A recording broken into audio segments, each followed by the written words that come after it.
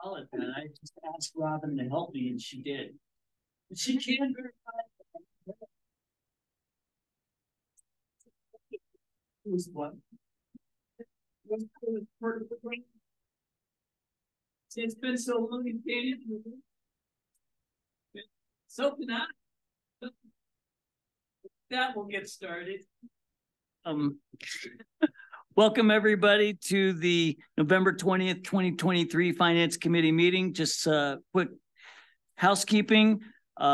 Those who are going to make public comments, please approach the podium and turn the button on and identify yourself for the record. We do have a fairly lengthy agenda today, so we would appreciate your patience. Also, if you have a cell phone, please make sure it is on vibrate or off. And with that, I'll call on Jen to read the first item on our agenda. Number 6A, application for a bar and grill liquor license filed with the city clerk's office for Wyoming Horse Racing LLC, doing business as Horse Palace, 1802 Del Range Boulevard, Suite 3, Cheyenne, Wyoming. Welcome, Chris. Mr. Chair, Chris Jones, City Clerk. The application before you is for a bar and grill liquor license application. It's been reviewed by applicable city departments and the Wyoming Liquor Division staff. The establishment plans to continue their current operations and would like to be able to offer alcoholic beverages to their customers. And I would stand for any questions. Thanks, Chris. And I know you made this comment at the meeting of the governing body at the public hearing, but could you tell us and folks here how many bar and grill licenses we will have if this is granted? Yes, Mr. Chair, through you. Currently, we have 21 that is the city of Cheyenne is allowed to have. We have already issued 16 prior to this one. If this one is issued, there will be 4 left. Thank you. Any questions for Chris from the committee? Hearing none, comments from the public?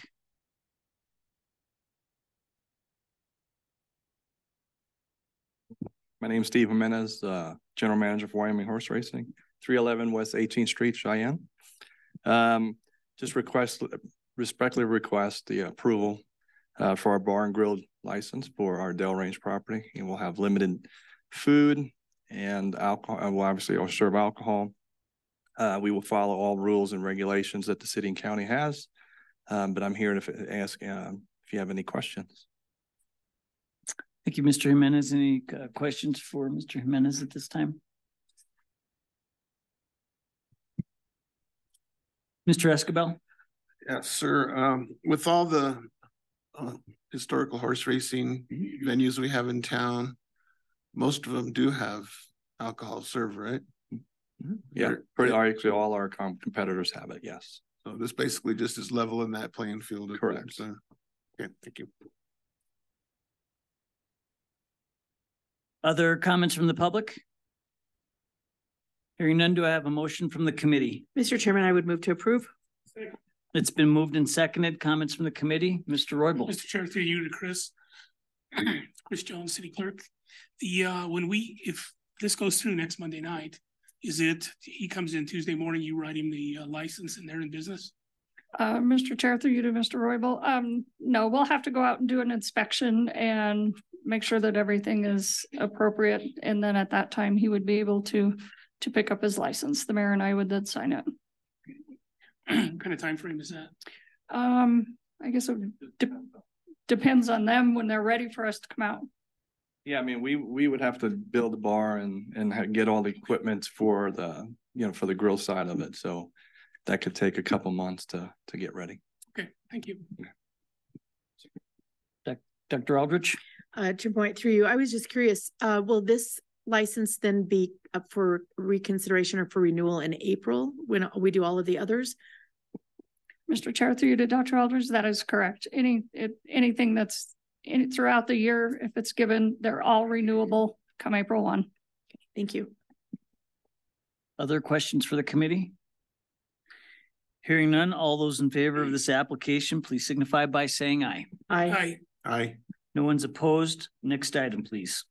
Number 7, ordinance third reading, creating section 12.04.240, mobile storage containers on public right-of-way, permit required of chapter 12.04, street sidewalks and driveways generally of title 12, street sidewalks and public places of the municipal code of the city of Cheyenne, Wyoming, and making a conforming amendment as specified. Staff report.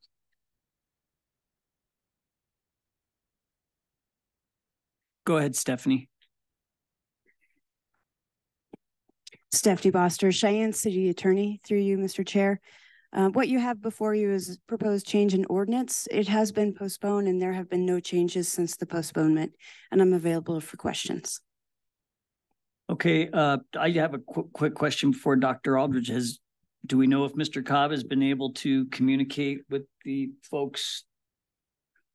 I have not heard, but he's here, so he can answer that. Okay. I didn't see in the back, Mr. Cobb, sorry. Sorry about that. Go ahead. Chairman White, through you, to the Finance Committee. I did send out an entire list early last week, and gave them, I guess, this meeting link, and had only a few comments back. I know there were some concerns. I don't want to speak on their behalf, but I know some are available, so I'll let them talk on their own. Questions from the committee? Hearing none. Comments from the public?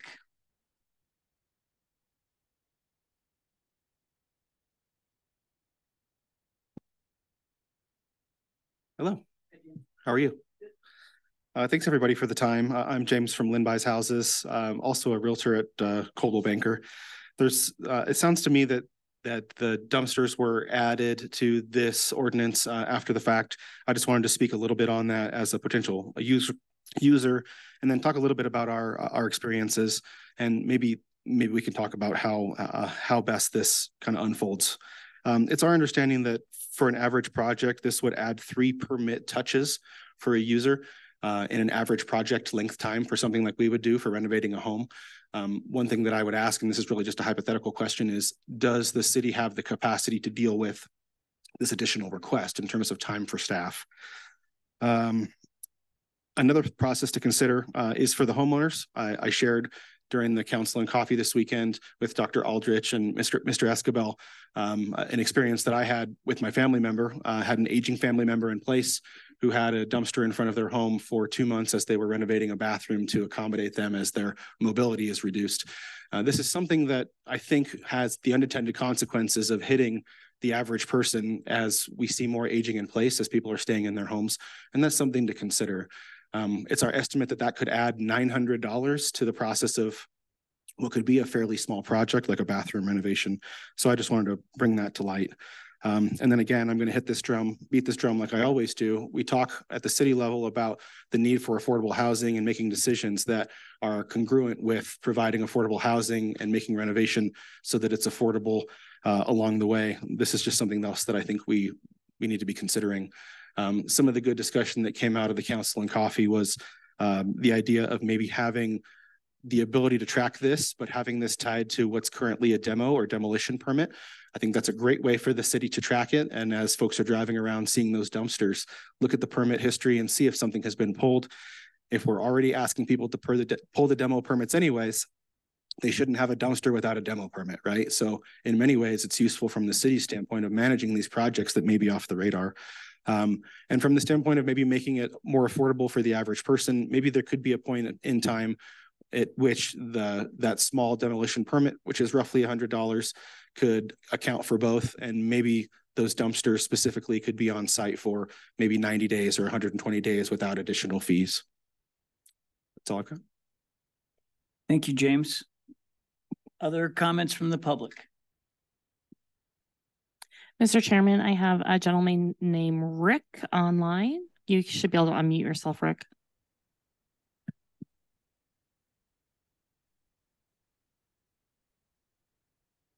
Rick, can you hear us?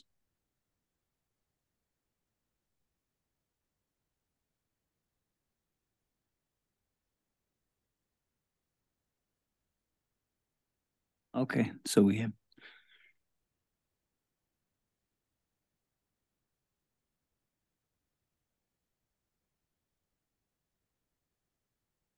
Yeah, Microphone isn't doing anything. right. Well- Rick, can you make sure you're unmuted? Well, we will wait and see if Rick can connect. Are there any other comments from the public? I'm going to allow some leeway. We'll continue forward, and if Rick is able to get back on, we'll allow him to make a comment. Do I have a motion from the committee? Mr. Chairman, I would move to approve on third and final reading. Second. It's been moved and seconded. Comments from the committee? Mr. Chairman, I Dr. would Aldrich. move to amend under 12.04.240, letter D as in David, changing that from 30 days to 90 days. We did have, oh, sorry, I'll wait for a second. Second. We did have a conversation, Mr. Chairman, on Saturday at length with Corey as well as with Mr. Bowers. And Corey did present to us some research that she has done, that on average, and she, I believe, contacted and James might be able to confirm this, contacted the other companies. 13% of the roll-offs are on site for 30 days or less. 6% were on site for more than 30 days. And then 4% of roll-offs out for 30 days or more are in the county. 2% of roll-offs out for 30 days or more in the city. All but one of those had no other access. And she did look at specifically Monterey Heights. In talking with Councilman Seagrave, there had been a concern about one that had been parked at length in his residential neighborhood. And she noted that there were also cargo trailers parked on the street and travel trailers. So felt like that maybe that was not equitable. But in visiting with Corey and with James, I think there was a misunderstanding that there was going to be a $750 fine per day. And actually, I think, or I'm sorry, per day for the second permit renewal. And I would just like to note that on item 2, that's actually a one-time fee. And then it goes beyond that in letter I, that there is a fine per day if it extends beyond that 120 days in a 12-month period. But at this point, I would like to amend letter D.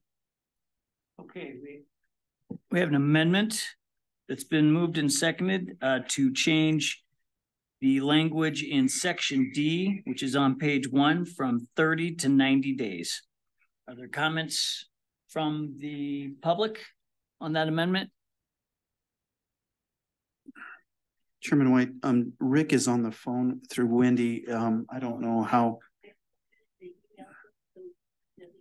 He's on, but apparently is unable to unmute his microphone. Rick, is one of your microphones working now?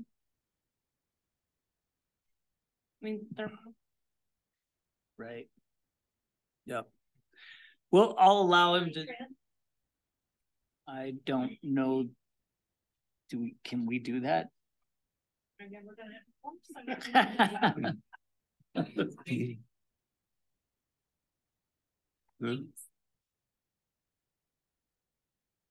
Is he on the phone with her now? Can't he just? Can't we just hold his phone up? Right. He can, I guess I can have him call my cell phone number if he wants to. Okay. That's okay. That, I don't know that that's ever happened before. But anyhow, we are on discussion for the amendment. There was no comments from the public on the amendment, so I will move that to comments from the committee on the proposed amendment. Mr. Chair. Mr. Escobar. As Dr. Aldrich had said, that in most cases, you know, they are out of the way of the general public, but I did send a picture to my fellow Ward 3 council members and to Jennifer. So there's one on Warren Avenue, well, Central Avenue between 4th and 5th. So it's a one-way, then it's sticking out into the eastbound lane, you know, that goes, the east lane that goes southbound. And that's definitely a traffic hazard. Someone, isn't paying attention or distracted and they swerve a little bit to the left, they're gonna hit that thing and it's rock solid. So we do have to have some protections for the public in this. And I realize that when you do a demo project, a lot of times you have time constraints with that. So I do agree with the amendment, and I think it's a good compromise. Thank you, Mr. Escabel. Other questions, comments from the committee? Hearing none, all those in favor of the proposed amendment, please signify by saying aye. Aye. Aye. Opposed? No. That proposed amendment is passed. Okay, I think we have Rick on the phone. Rick, thank you for your patience. We can hear you. Go ahead. Can you identify yourself?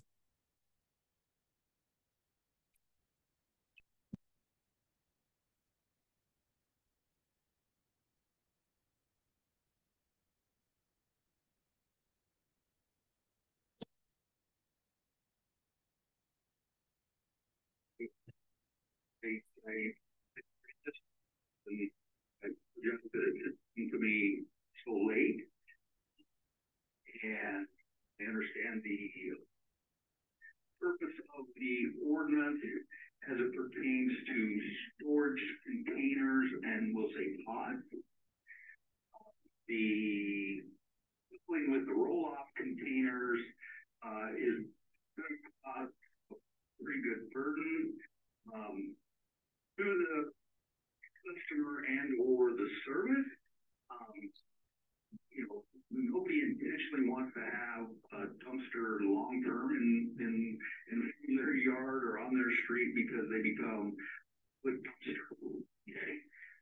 But if we do make the process more cumbersome, people really won't do it as efficiently as it should be done, and that'll become a pretty big problem. This isn't the first time that we've had this discussion. Roll-offs don't require the planning that go into a storage container and or as far as if somebody has an issue where they're moving or they're trying to just simply gain some additional storage. There's going to be a little planning when it comes to roll-offs.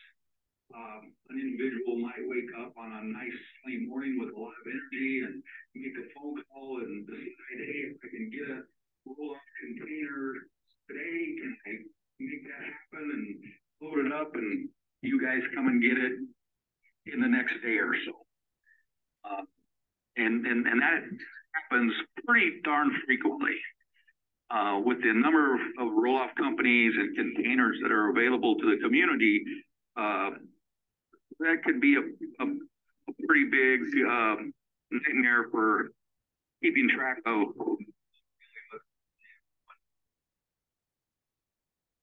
location for very long. Most of your situations are going to be in new construction areas. There's neighborhoods where they're building lots of houses.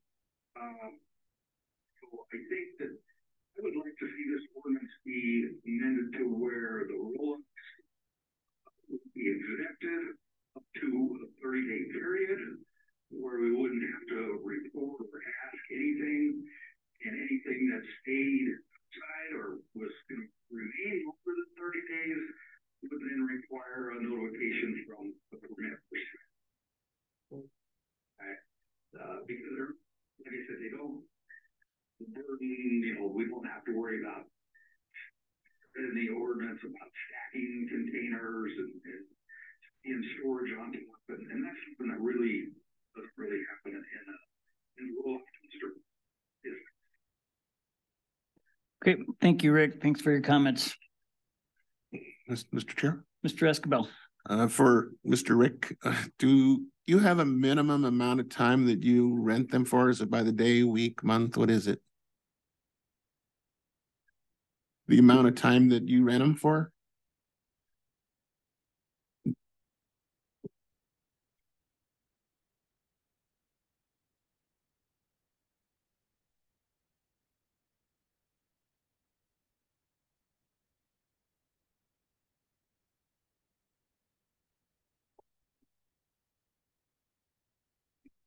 that it will probably be in like they stated before here. Be in public dumpsters. If they are on the street, I can tell you the number of people will get a dumpster, go pick it up. They're going to be at home, and then they get a notification that their overage, they went over, and this dumpster was full, and then they start complaining, well, I didn't put that in, we didn't do that, and even a situation where we've gone to pick them where someone else that's driving by is throwing stuff in this dumpster. So pretty common deal. So people really don't want them there any longer than need be. I can assure you of that. Oliver, can you give us what the weekly charge is?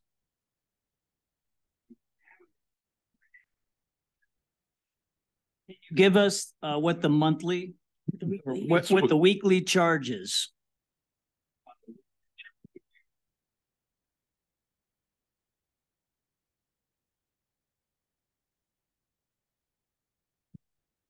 Only one more question. Go ahead, Mr. Escobar. Has anybody ever crashed into one, their vehicle?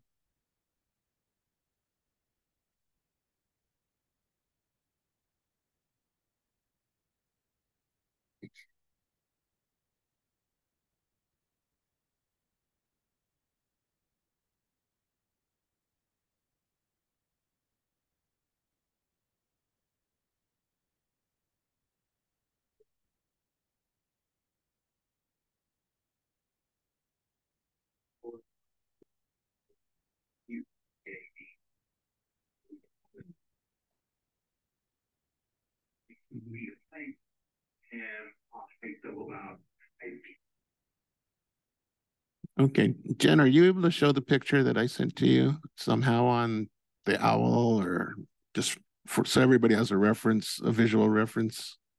I have it on my phone. If you can't, Jen, you can email.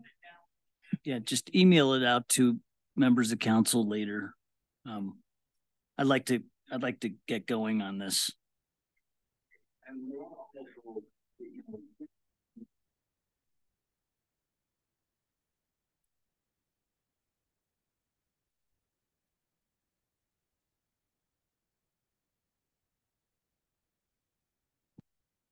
Thank you, Rick. Okay, so before Rick was able to access the meeting, we had just passed the proposed amendment to change the language. Are there any other comments? Are there any other comments from the committee on this item? Yes, sir. Dr. Aldrich. So, thank you. A couple of things. One, first and foremost, when this was initially, when we worked with Mr. Brody out of the city attorney's office, and Tom Seagrave and I sponsored this, it did not include roll-off dumpsters. That was added later, and there's been some discussion about how that got added. But if you look at item D, it actually only says, well, it talks about a mobile storage container. I'm guessing that we're including that in dumpster, the roll-offs in that, but I don't see that anywhere else except, I don't see the term roll-off dumpster anywhere else in letters A through C.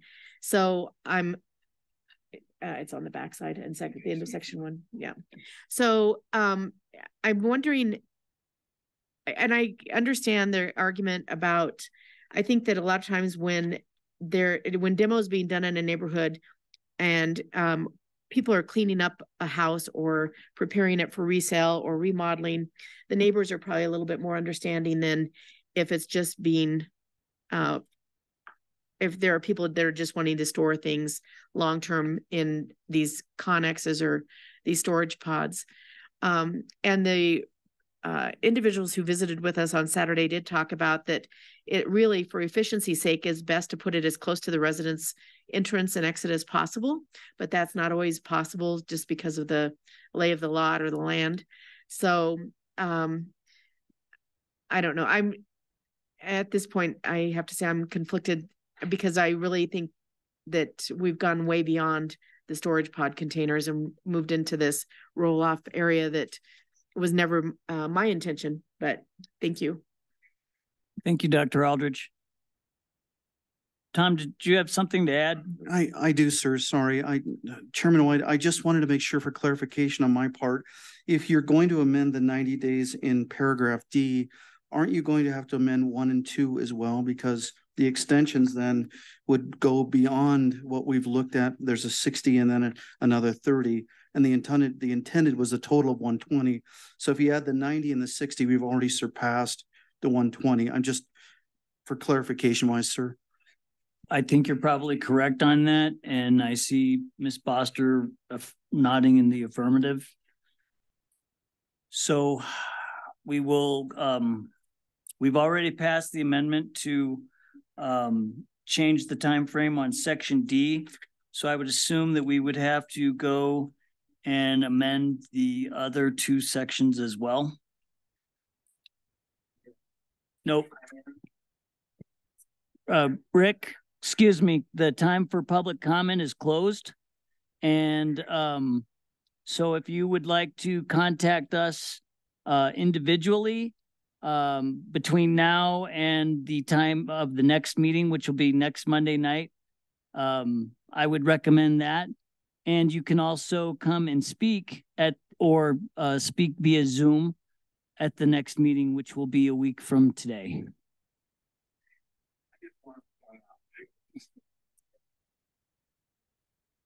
And your comments are appreciated, and the time for public comment is closed. Thank you.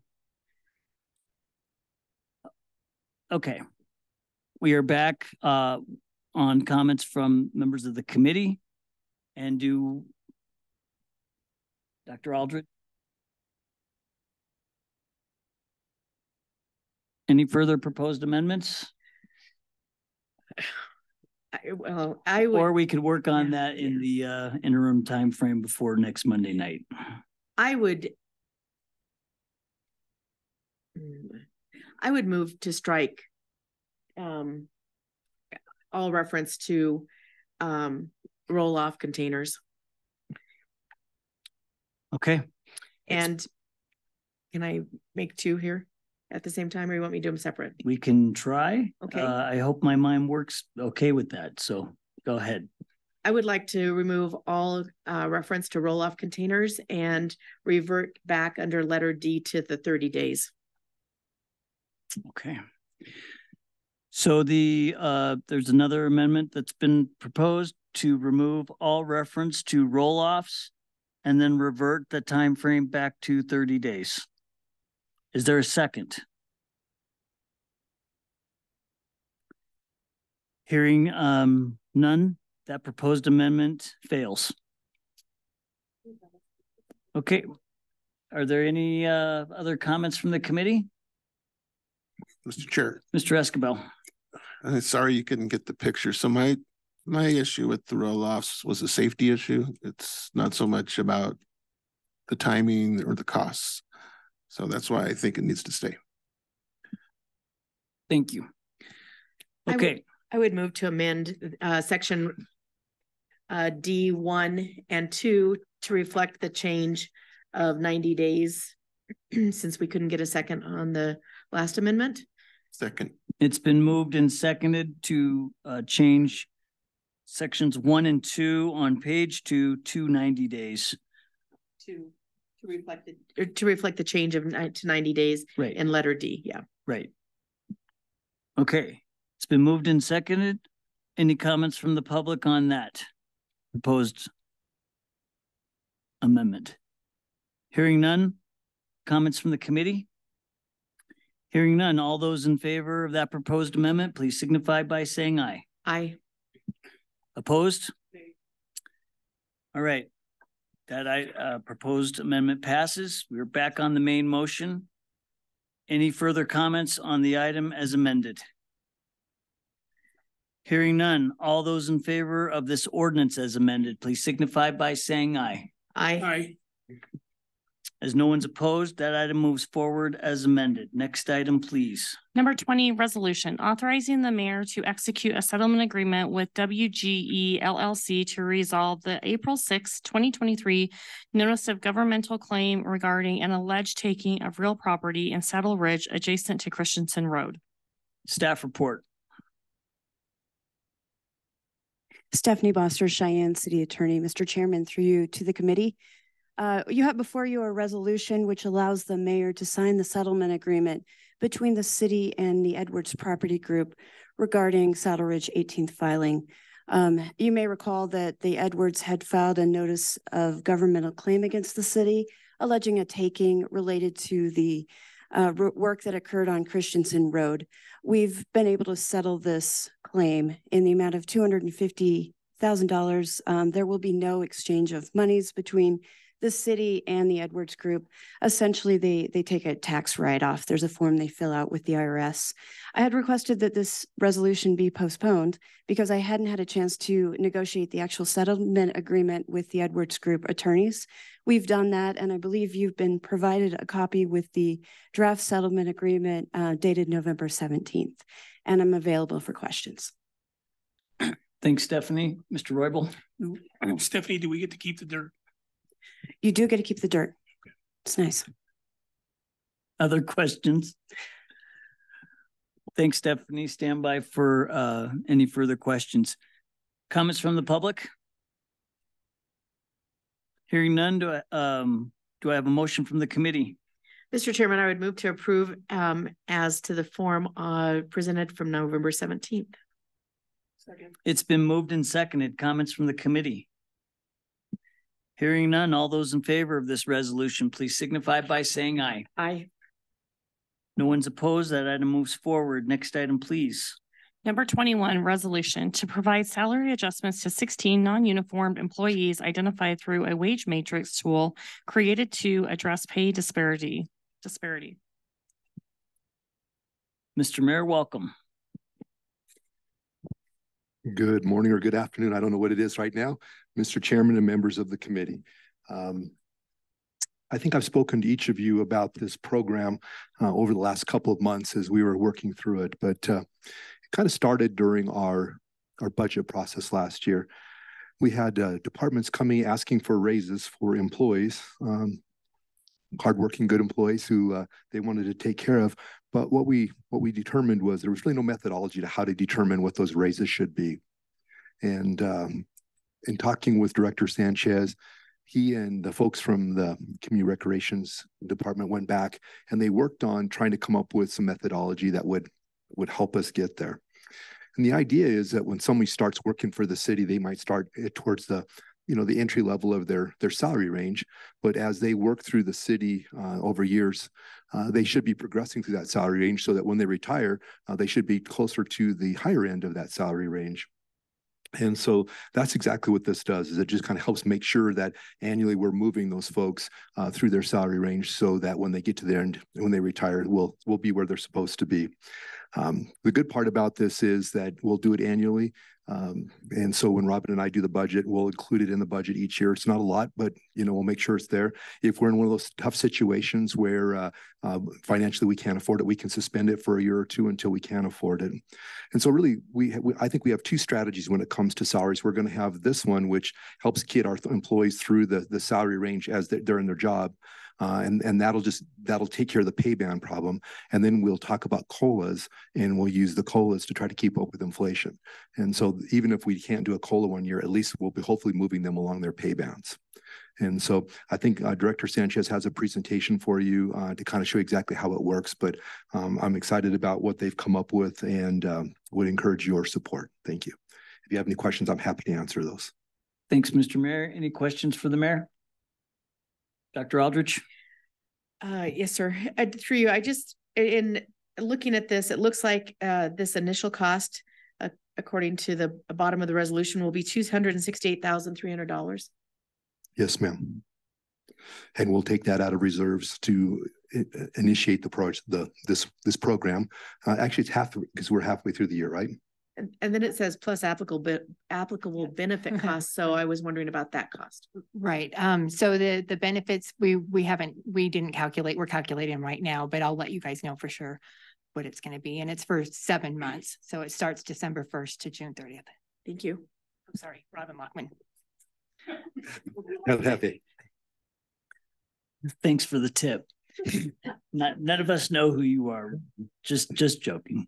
And Go ahead, we'll get Jason to do his, I think he has a PowerPoint that'll really help you understand exactly what we're trying to do. Great. Thank you. Is Jason going to do that now or? Okay. I apologize. Okay. Good afternoon, Finance Committee. Darren Haas, Human Resources. If Jennifer, if we have a little presentation that was just, I know we're going on time, so we'll quickly run through this. This is really another piece to get us to a good compensation plan, which is there's non-existent a plan right now. There hasn't been one. So one of the first focuses of mine when I came on was to get a good comp plan that we can be competitive and retain employees. So this is really about culture, longevity, value, competition, flexibility, and power. You can see some things we're really striving for. And the next slide is kind of show you where we are right now.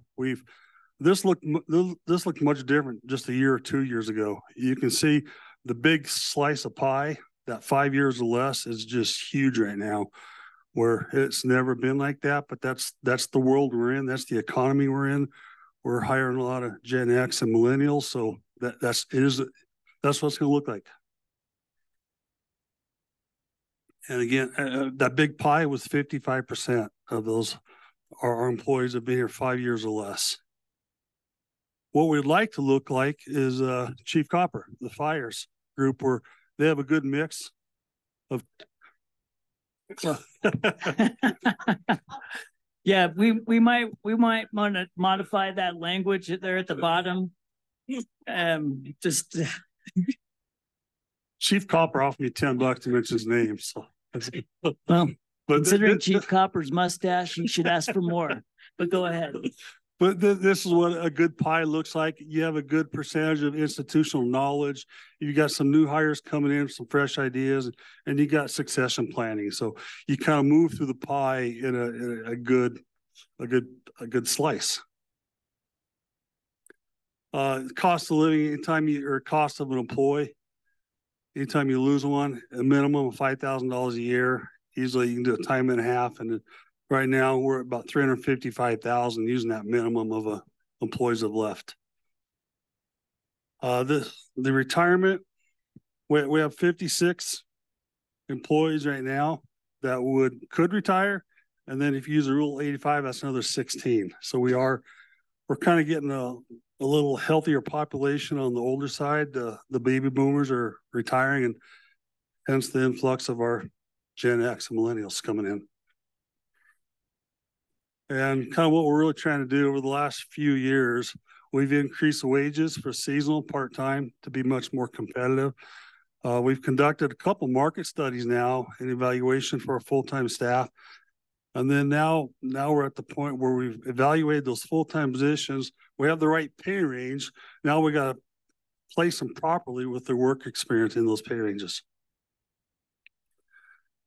The new salary ranges, as the mayor mentioned, we had some compression issues. We were bringing in some new hires that had maybe brought in a wealth of experience that we couldn't get at the lower end of the minimum. So we had to bring them in closer to the mid grade, and that they might have jumped up above one of their coworkers who's been here 15, 20 years. So this is the project we're working on is to really capture work experience. And this is just another tool we want to use is bringing in an incoming new hire. We want to calculate, this is just a wage calculation. There is some subjectivity to this, but we do want to bring them in and pay them for their wage experience and get some quality folks on board. And this will also be used for promotions from within. So what we have left to do is, again, look at the appropriate wage, bring in their work experience. We want to start using the wage calculation methodology for new hires and promotions. And then the mayor also mentioned another piece that will help us keep moving in the right direction is the cost of living adjustments.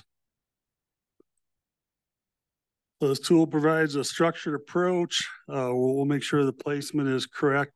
We're eliminating any compression issues. Again, the HR is now kind of running the wages that are coming through for new hires. They'll go through the HR department through that wage calculator. And we briefly mentioned this. Dr. Aldridge mentioned the costs here. And with the city reserves, you can see how much we have 20,448,000, and that's as of September. So we know it changes daily. And that's just a real quick synopsis of where we are.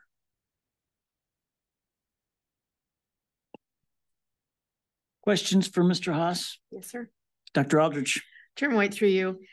So a couple of questions. When you talked about capturing the work experience, it was hard to tell from the matrix that you showed, is that compensation for like type work rather than just for survivor, like on the island? Yeah, this first process we're working on right now that we're talking about today, we're bringing in all the experience that they have with the city. So yeah, this is right now with the city experience. Okay, so right now it's a survivor game, and hopefully we can refine that to be in like type. Yep, this is longevity now, and then our second piece was to capture those. Yes. Okay. Other questions? Good afternoon. Jason Sanchez, Community Wrecking Events. Just kind of dive into that a little deeper. This applies to the current employees. So there's a matrix that shows how many years they've been employed by the city and how many years they've been in their current position. So there's a calculator that we use for years of experience. So it's not the survivor thing. That actually applies to their current position and how many years they've been with the city. The other method is when people apply for a job, how many years of experience do they have that relates to the job they're applying for? And that'll determine where they are in their starting wage. Okay, thank you. And my last question, Chairman White, is when you talk about the COLA, the cost of living adjustment, where are you going to derive that percentage from, or are you using the federal COLA? How are you going to calculate that each year? Well, obviously we're going to look at the federal COLA, but again, it's going to have to do with finances, how much money, how we doing with revenues. I'll call it, maybe Robin speak to that. Robin Lockman, City Treasurer. So that's going to be derived. So locally, the Southeast Wyoming inflation index is 4.3%. And so we are coming in with a resolution at the next council meeting for a 3% increase to be a little bit more conservative based on we don't know where the economy is going in the next year. So will there be, so I guess my question is because COLAs, as you know, can bounce all over the place. So I'm just looking for that we will find one that we can use each year so that it's actually reflective and consistent, that employees can plan on and their families can plan on, versus whichever one we pick that year that best benefits our situation. Through you, Mr. Chairman, you're talking about the inflation, the COLA increase every year? Right. There are several different entities that put out COLAs. Right. So are we going to use the same one consistently going forward? Would that be our intention? Mr. Chairman, through you, we use the Southeast Wyoming Inflation Index. So we'll stick with that one once we start using it. I mean, we don't always go with what that is based on the budgetary constraints, but we'll use that's the one that we look at for this area. Great, thank you. Other questions from the committee? Mr. Escobar. Thank you, Mr. Chair. I don't know if it's for Darren or who, but do we have a tipping point that basically says if an employee's been with us 5 years, they're more than likely to stay with the city? Is that first 5 years when we start not being able to retention those employees? Through you, Mr. Chair. The only measurable we really have right now is we know the national average of an employee staying with a company is 3.6 years. We're at 7.2. We're still way above that curve, but we're seeing that it's coming down quickly. And that's the reason we're trying to get this, but I don't have that exact measurable you're speaking of, no. Dr. Aldridge. I just had a comment. In a lot of the work that I do, which is around workforce development, we used to say that an employee would have 7 major career changes that would require retooling in their career. It's now 43 because of the gig economy. Wow. That is crazy. That's unbelievable. Thanks for that data. Yeah, I only had one in 44 years. Other questions for our staff?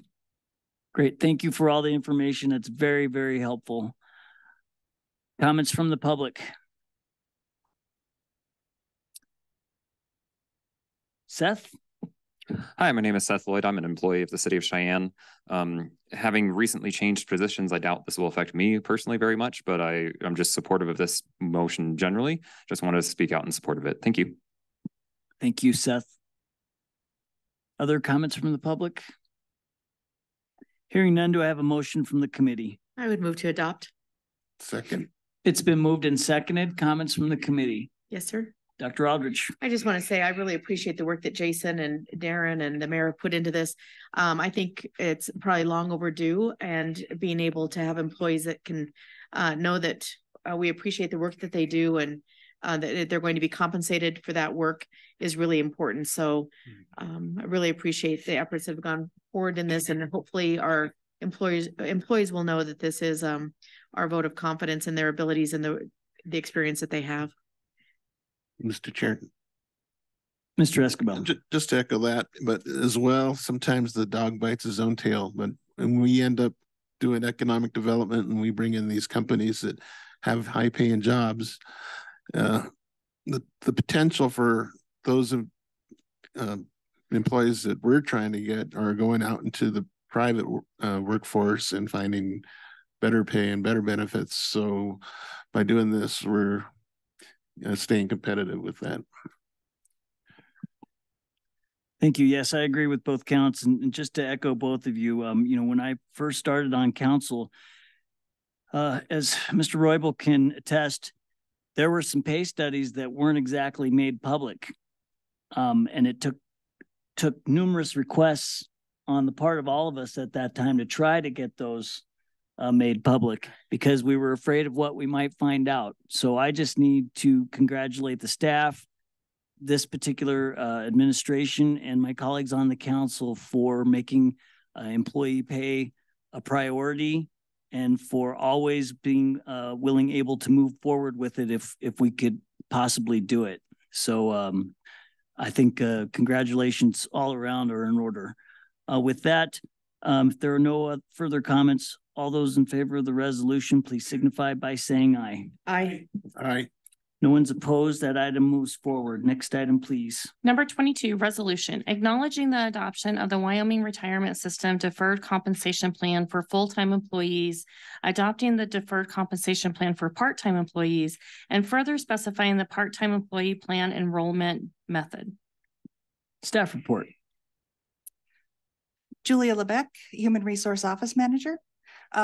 This resolution is to clarify for Wyoming Retirement System that part-time city employees are eligible to participate in the 457 Deferred Compensation Plan, but they will not be subject to automatic enrollment as are new full-time city employees. They would fill out an enrollment form and elect how much they would like to contribute each month. I'm available for any questions. Thanks, Julia. Mr. Roybal? Where do we pick up that form? Through the Human Resources Office, or it's available on the Wyoming Retirement System website. Can I enroll? Yes, absolutely. I can defer. We'll go, Mr. Escobar, you had a question? Councilman Roybal answered my question. I asked my question that our council members considered full-time or part-time. What are we? Mr. Chairman, through you, part-time. Dr. Aldrich? Thank you, Chairman White. I was just curious, at this point in time, are we able to offer any type of a match at all to our employees, whether they're full-time or part-time? Mr. Chairman, the Benefits Committee had discussed it in the past, and as of right now, there is no current match. It's a possibility, potentially, depending on finances, but something definitely we could discuss. I think the state matches $20. $20. I was going to say it's not much, but employees. it's enough to incentivize people to at least do 20. So go to the movies by yourself. Exactly. In retirement, right? Maybe. So thank you. Other questions for Ms. Lebec? Thanks, Julia. Stand by. Comments from the public? Hearing that, oh, Seth.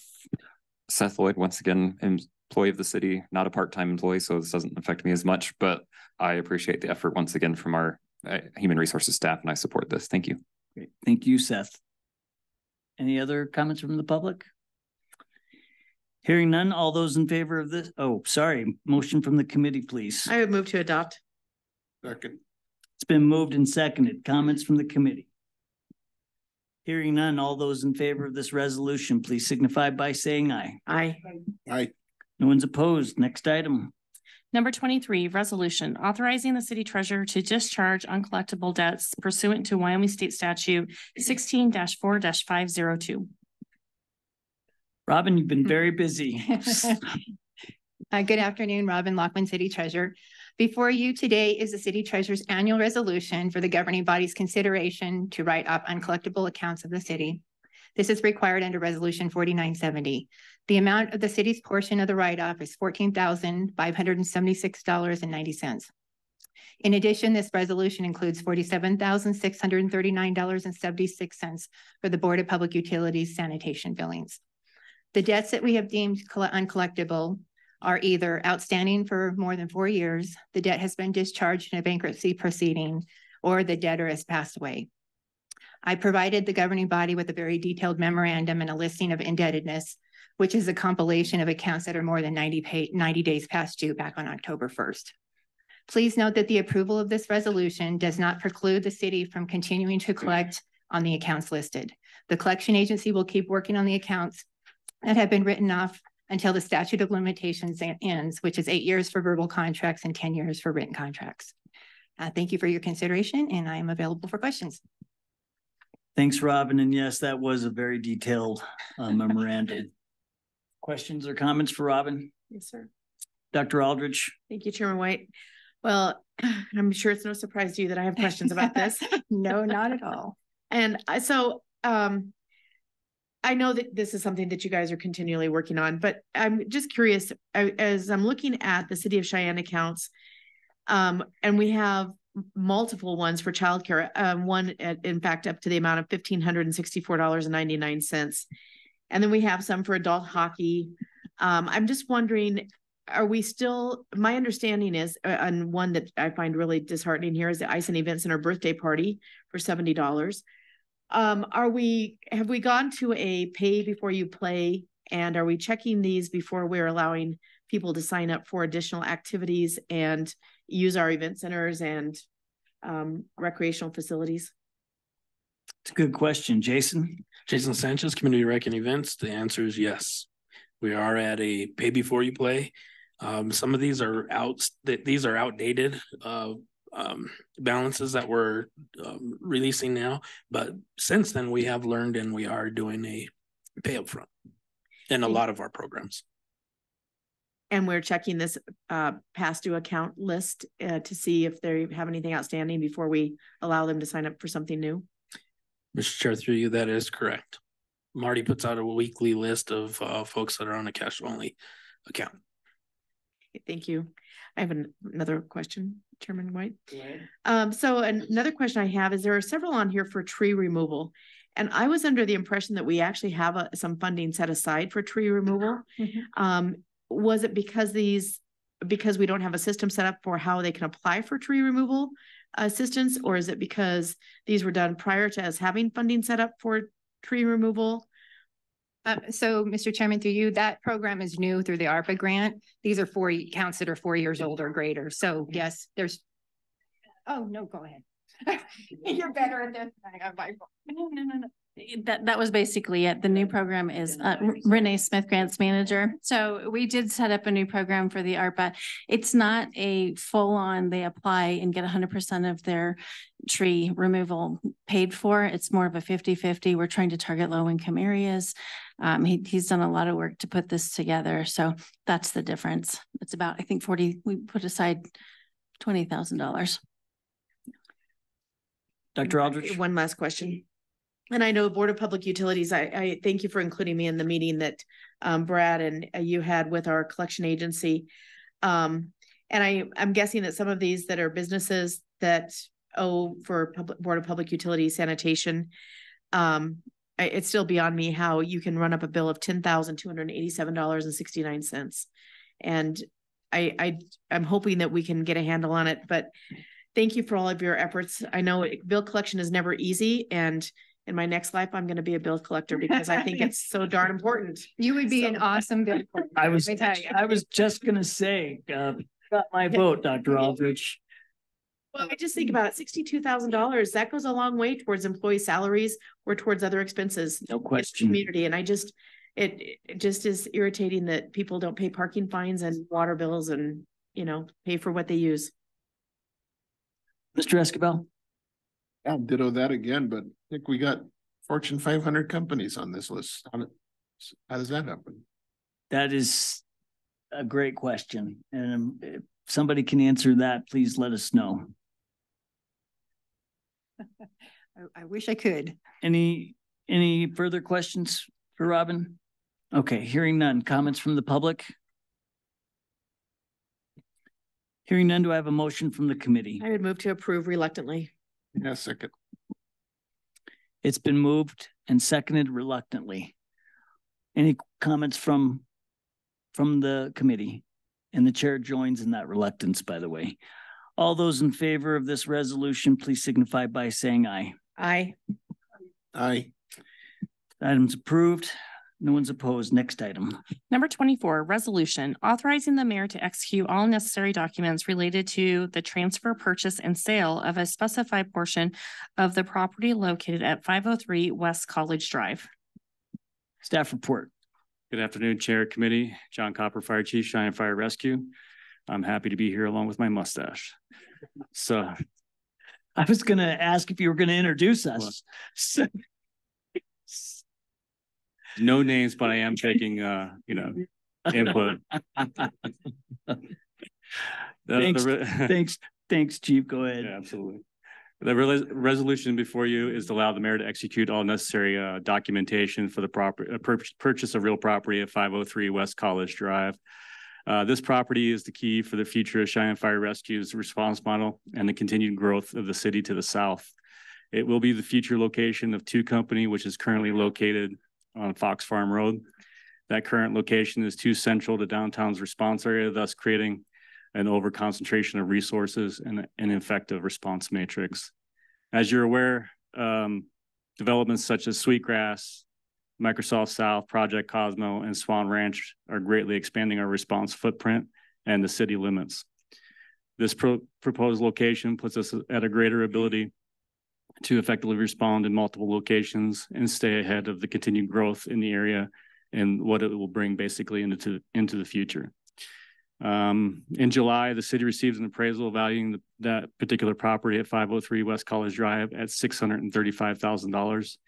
The city offered $632,600 appraised value minus 2 years of projected property taxes, with a potential lease agreement of a maximum of 2 years for $1 per year. And of course, this offer is contingent upon your approval. I would respectfully request approval to allow the mayor to fully execute all necessary documentation relating to the transfer and purchase of the property at 503 West College Drive. I'll stand for any questions. Thanks, Chief. Questions for the chief, Mr. Roybal. I got to go there. I must ask you a question. What are we going to do with the other station too? Do you have a plan for that? Through you, Chair, we're going to keep the property. We obviously have a lot of infrastructure on that particular property. We have a lot of antennas, IT stuff. We have the ability to potentially run a squad out of there as the city expands. So we're gonna hold on to it. Is the current plan. Any further questions? Chief, thank you for being so proactive regarding this. I think we've all learned as we've gone through the building process for the new stations that identifying property is a huge obstacle, probably one of the biggest challenges outside funding. And so to be proactive in this, I think is really important. So thank you. Comments from the public? Hearing none. Do I have a motion from the committee? I would move to approve an amount not to exceed $635,000. It's been moved and seconded. Comments from the committee? Yes, sir. Dr. Aldrich. I just wanted to say I appreciate the work that's been done on this, and this is probably one of the most in-depth appraisals done by Appraisals Inc. that I've seen brought forward to us. So really appreciate all the work that went into that. Agreed. Other comments from the committee? Hearing none, all those in favor of this resolution, please signify by saying aye. Aye. Aye. That item's approved. Next item. Number 27F, agreement between the City of Cheyenne and WMC Cheyenne LLC for a drainage easement granted to the city to ensure maintenance of a storm water conveyance system. Mr. Cobb, welcome. Good afternoon, Chairman White, members of the Finance Committee, Tom Cobb, City Engineer. Before you is a simple drainage easement between WMC and the City of Cheyenne. It basically, the primary reason for the easement is to ensure on behalf of the public, perpetual maintenance is provided in a private drainage facility and to remain in good working order. I've defined that in the back just so you understand what good working order is. It's a drainage system operating as designed and constructed in accordance with the as-built and not limited to ensure the structures of the easement area and land surface remain free of debris, impoundments, or alterations to the drainage flow. And just so you know who WMC is, it's the Eagle Claw facility. Just one of these things. Normally, we try to get these either on plats or other mechanisms, but sometimes we have to use separate instruments. In this case, there wasn't one provided, so we are there where we are now. With that, I'll take any questions you might have. Thanks, Mr. Cobb. Dr. Aldrich. Yes, sir. Chairman White, I just want to make sure I understand this correctly, that we will be providing the maintenance on this drainage easement, even though it's privately owned. Chairman White, incorrect, Dr. Aldrich. This is for in case they do not do any maintenance, that allows us access to be able to do it as part of the regional public good of the community. So the intent is that they'll provide their own maintenance of it. Thank you. Yes, sir. And ma'am. Other questions from the committee? Hearing none, comments from the public? Hearing none, do I have a motion from the committee? Yes, sir, I would so move. Second. It's been moved and seconded. Comments from the committee? Hearing none, all those in favor of this agreement, please signify by saying aye. Aye. No one's opposed. Next item. Number 27G, memorandum of understanding between the City of Cheyenne and the Cheyenne Depot Museum Incorporated regarding the charitable contribution from the David Donahue, a friend of the number 844 fund, a fund of the Indianapolis Foundation to the Cheyenne Depot Museum to support the restoration of Old Sadie for the 15th Street Rail Project. Staff report. Good afternoon, Renee Smith, Grants Manager. As I mentioned in the memo, as we were working on the EDA project, the Depot Museum was given an opportunity to request funds from this Indianapolis Foundation for, basically it's specifically for steam engines. And so they submitted an application. I don't know if it's basically a request, and they were awarded $480,000 to do the asbestos abatement for Old Sadie. They will do any renovations that need to happen, as well as the transfer of moving her to 15th Street. And then, yeah, sorry, I should have been more. She's in Lions Park right now, and we're hoping to move her to 15th Street as part of that, the continuation of the EDA grant. And so this $480,000 will also be used to help us with a little bit of the site preparation. We've aligned the timeline of the MOU with the EDA grant that will allow us a little bit more time. And I do have Christy McCarthy on the line. She's the executive director for the Cheyenne Depot Museum, and she can help me answer questions. Thank you, Renee. Comments or questions from the committee? Dr. Aldrich. Sir, thank you. I'm just curious. I did not read in here where we plan to locate her specifically. Sure, Mr. Chair, through you to Dr. Aldrich. Right now, they're developing that plan. Originally, the way it's laid out should go right next to the depot. We're trying to do a vertical plan along 15th Street. They're sort of relooking at that feasibility of where we're going to put these rail cars, and Tom and I have been working on that. We should have more information for you that will come before you as we move forward. Mr. Cobb, do you have anything to add? Yes, Chairman White, just to add, that contract is not in front of you yet. So it's the same group that's working on our Reed Avenue Rail Corridor.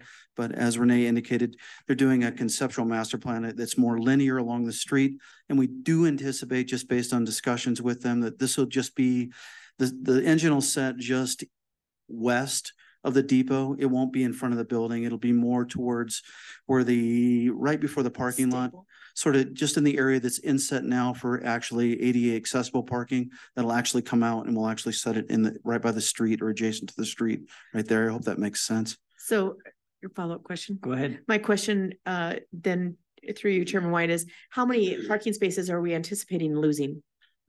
Chairman White, through you to Dr. Aldrich, none, because we're using the inset area. Just if you think of it, the parking lot will lose none. The ADA accessible, we're going to lose one ADA accessible spot on street, but the net difference is what we'll end up gaining some inside the parking lot itself when they redo that. Mr. Escobar? I don't know who this question goes to, but the Depot Museum used to have a foundation, and when they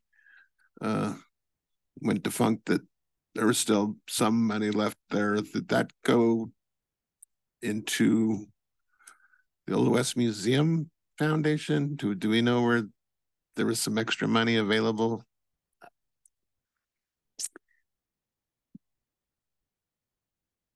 Go ahead. Christy McCarthy, you can go ahead.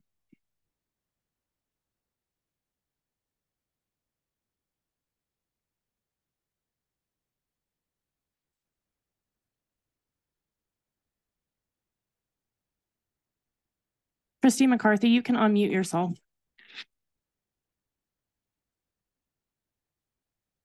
I think at the time the two boards, they formed a joint powers board, but the foundation still had some available funds left over from the Big Boot project.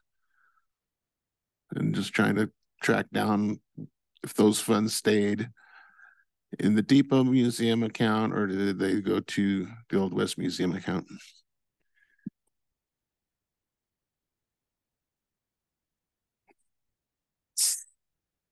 Is Christy allowed to?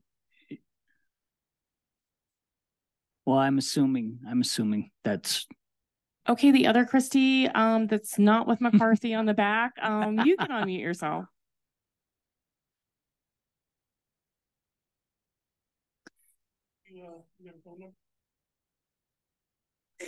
Okay. I actually do. Okay, go ahead. Can you hear me? Yes, we can. Go ahead. Okay, great. So what he's talking about, the Cheyenne Depot Foundation does still exist. They do have a board. They do have a small amount of funding as well. Okay. Thank you. Any other questions from the committee? Any comments from the public? Hearing none, do I have a motion from the committee? Move to approve. Second. It's been moved and seconded. Comments from the committee? Yes, sir. Dr. Aldrich. I'd just like to say thank you, Renee, and to Christy for seeking that out. I think it's really unusual to find a grant that far away to do something we want to do in Cheyenne, and it'll be a great investment, I think, in our downtown community. Hearing no further. I got one. Oh, go ahead, Mr. Escobar. I was almost there. Yeah, Old SETI. I don't know. Hopefully she's a she, but now we need to get one for the big boy and bring that one home too. Any further comments from the committee? Hearing none. All those in favor of this MOU, please signify by saying aye. Aye. Aye. No one's opposed. Next item, please. Number 27H, contract between the City of Cheyenne, Office of Youth Alternatives, and Laramie County School District Number 1 for community counseling and crisis intervention services. Staff report, please.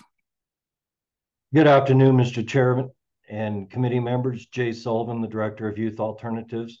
The item before the committee this afternoon is a new contract related to our partnership with Laramie County School District for the services that we have provided for them. This partnership has been in place since 1984. This contract, the new contract, I should say, totals $200,770 for a 7-month period. It will renew at the end of the 7 months for an additional 2 years, totaling $344,178 per year. The services break down as follows: counseling services, support services, administrative costs, elementary school suspension program, and the suicide intervention program for the assessments conducted for the district. The elementary school suspension program and the suicidal assessment were previously unfunded programs that are now funded through the school district per this contract. I'll stand by for any questions. Thanks, Jay, and thank you for the continued great work and service to our community. Dr. Aldrich. Thank you, Chairman White, through you. So I'm curious, as I'm reading the red footnotes at the bottom of what we were provided, it talks about the inflation factor that was used was 19.16% for counseling services. However, our actual inflation rate was 30.8%. But then it says that this is going, because we have a longstanding partnership with the district, that we're proposing that counseling services will be $209,178. And that's a savings to the district of 9%. So while our costs have increased 30.8%, we're actually going to give them a savings of 9%. Can you explain that? Mr. Chairman, through you, basically, this is what's reflected here. That savings is due in part to that partnership with the district. Instead of having that come all at one shot to the district, we decide to spread that out. The renewals each have a 5% increase built into them.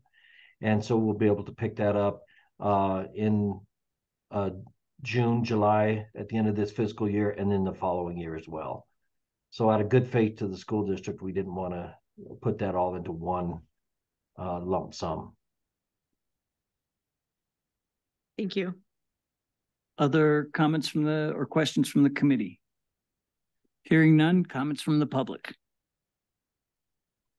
Hearing none, do I have a motion? I would move to approve an amount not to exceed $200,770.49. Second. It's been moved and seconded. Comments from the committee? You always ask about the cents. Makes sense. If there's no other comments from the committee, all those in favor of this contract, please signify by saying aye. Aye. Aye. No one's opposed. Next item. Number 27I, professional services agreement between the City of Cheyenne and Adura for the Charles Street Drainage and Roadway Improvements Design Project. Good afternoon, West Bay City Engineering. Before you is a contract between the city and Ardura for the design of roadway and storm sewer infrastructure for Charles Street, parts of Monroe Avenue, and parts of Cheyenne Street as well. The total price for the design fees is $152,200, and I am respectfully requesting approval of this contract. I'm available for any questions. Thanks, Wes. Questions for Wes? Hearing none, comments from the public? Hearing none, do I have a motion from the committee? Second. Second. It's been moved and seconded. Comments from the committee? Hearing none, all those in favor of this professional services agreement, please signify by saying aye. Aye. Aye. Next item, please.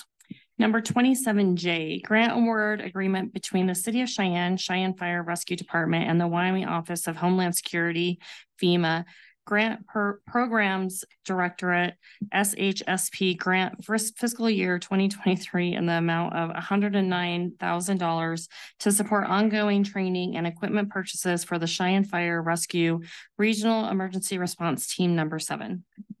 Staff report. Good afternoon. Andrew Dykeshorn, Deputy Chief, Cheyenne Fire. The grant agreement before you is just another one from the Wyoming Office of Homeland Security and between the city of Cheyenne. As stated, the award amount is $109,000 with a performance period of September 1st of this year through August 31st of 2025. As previously stated, this just continues to help fund our special operations for hazardous materials for Regional Response Team number 7. For equipment, consumables, training of our 28 personnel on the team. We provide that service to Laramie, Platte, and Goshen counties, and I would be glad to handle any questions. Thank you. Stand by. Questions for Andrew. Dr. Aldrich. Chairman White, through you. I'm just looking at the description on attachment A. The $109,000 is for training related to compliant radios. Yes, so the current initiative of the P25 radios is just for interoperability. They're able to be encrypted. They're able to be reprogrammed kind of on the fly. And we need a upgrade to our current apparatus for those radios is what those are going to provide for us through this grant. And sorry, follow-up question. What are the RAID 8 tickets? So those are consumable that we do have to replace. They test for proteins and things such as anthrax, et cetera. There's something that we go downrange and test for when these things pop up, like white powders and such in the realm of our community. Thank you. Yes, ma'am. Thank you. Other comments? Hearing none. Comments from the public? Hearing none. Do I have a motion? I move to approve an amount of $109,000. Second. It's been moved and seconded. Comments from the committee? Hearing none, all those in favor of this grant award agreement, please signify by saying aye. Aye. Aye. No one's opposed. There are no other items on our agenda.